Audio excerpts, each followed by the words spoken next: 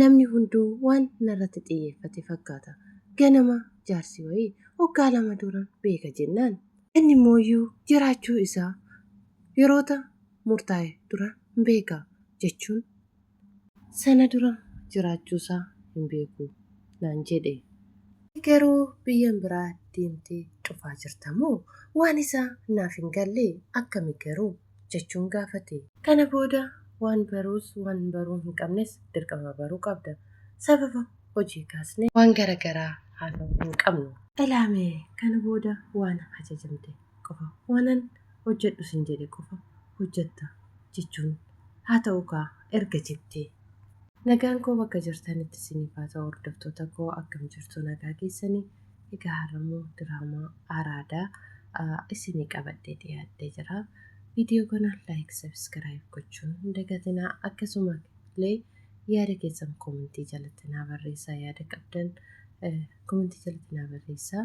Like subscribe godhaa isiniin jedha. Nuti koo mataa miila isaa walii wallaalle obbo Guutanis shakkiisaa kana jedhee namatti hin himu. Kun hundiyyuu ta'ee erga xumuramee dhufte miti re'ati.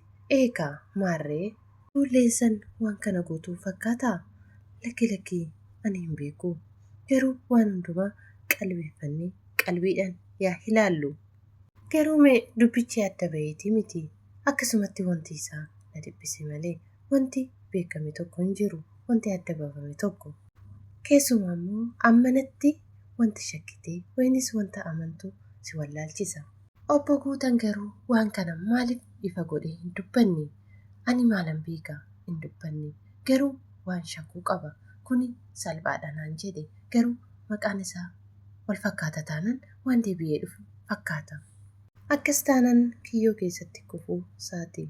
Waan beekuu waan deemoo waan shakku hunda asitti himuu danda'a ture.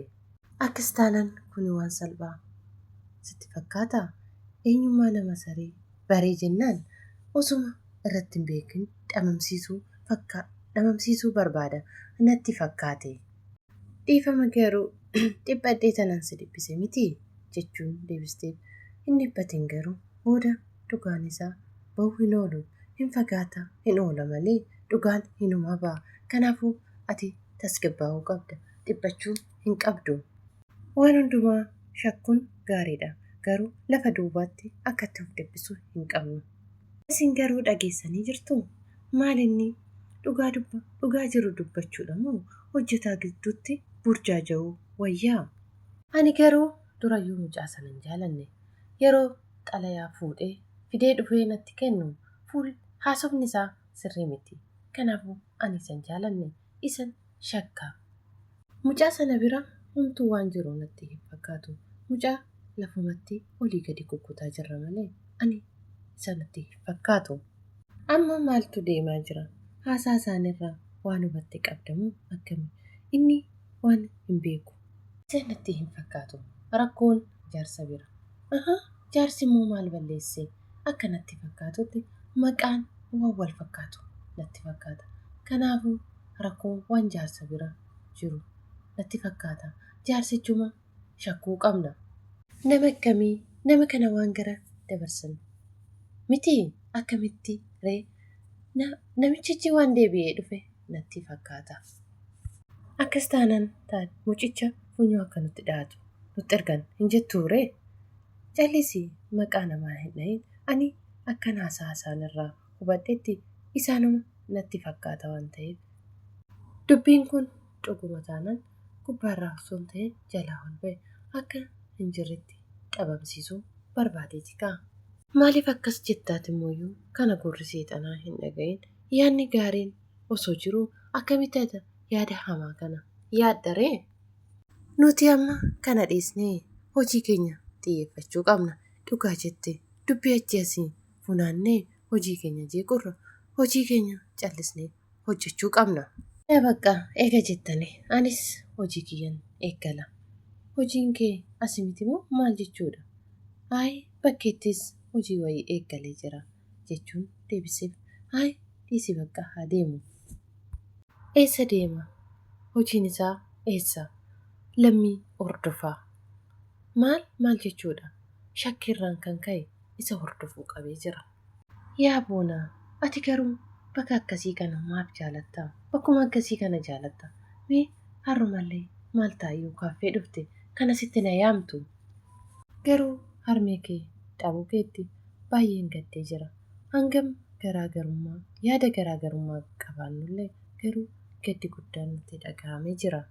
Hundaafuu jabaadhu, jajjabina qabaadhu. Sadarkaa yaadatiin si biraan jira, si bukkeen jira. Tole nan jajjabaadha, galatoomii. Marti homaa sirraa hin barbaadu, garuu waan tokkon sirraa barbaada. Maalidha waan barbaadde na gaafadhu? Maalinni yaadichi? Ana yeroo kanatti nama na barbaachisa. Nama akkamiin si barbaachisa ree? Nama yaada koo naaf hubatu, nama rakkoo koo itti maddu, nama keessa koo naaf hubatee waan hunda koo naaf ta'u barbaada. Namni sun nama akkamiiti? Naman itti si himu, naman ergaatti si himudha akkamiin naaf hin galle? Nama akkamiiti ree? Ani maal si gargaaru ree? Lakkii namatti naa himtu miti. Maal si gargaaru ree ani? Akkamiin? Ofii kee naa kennitii na wajjiniin ta'e. Boonaa, gaddi kana keessa teesses waan akkasii yaaddaa? Akkamitti yaadni akkasii sii dhufe? Maaliif qoosta garuu? Lakkii qoosaa hin jiru, dhuguma kooti. Yeroo sagalee kee dhaga'u olmaa fi bultii kiyyatu bareeda. Tarii guyyaan kun darbee anis guyyaa tokko jireenya koo ishee wajjiniin gaggeessa jedhee abdiin qaba ture. Anis garuu isaaf hin carroomne. Ilaamee boonaa, amma waan kana yaaduu hin qabu. Gadda harmee kee fixattee waan xiyyeeffarratti jajjabaachuu qabda. Kanaafuu galma koo irratti xiyyeeffachuudhaaf ati baay'ee na barbaachista. Ati na bukkee ta'uu qabda. Garuu akka nama tokkotti waan narraa eegamuun si gargaaru wayindammoo yaada kee qooddachuu nan danda'a. Garuu isa waan biraatti na hordoftu taanaan xiifama ani ta'uu hin danda'u. Kophaatti kisee nafu sin gaddisiisu ree? Akka nama tokkootti na gaddisiisuu dhiiste miti.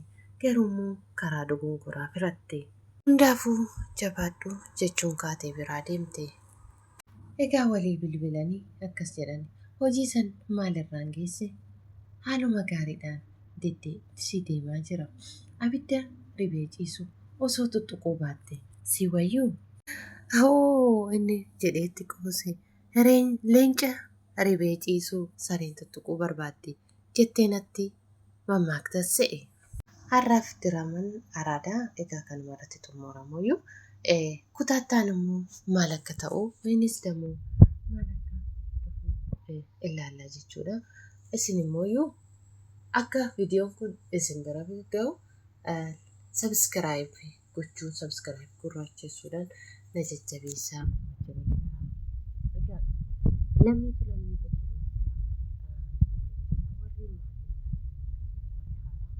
maatii ta'aa, nafaana ta'aa, jabaadhuu jechuudhaan yaada keessanillee komentii jalatti akkasuma immoo warri na jajjabeessaa jirtan jabaadhuu baay'ee gaariidha jettanii warri na barreessitanis immoo egaa osoo isin galateeffatin hin darbu galatoomaa naaf jiraadhaa isiniin jedha.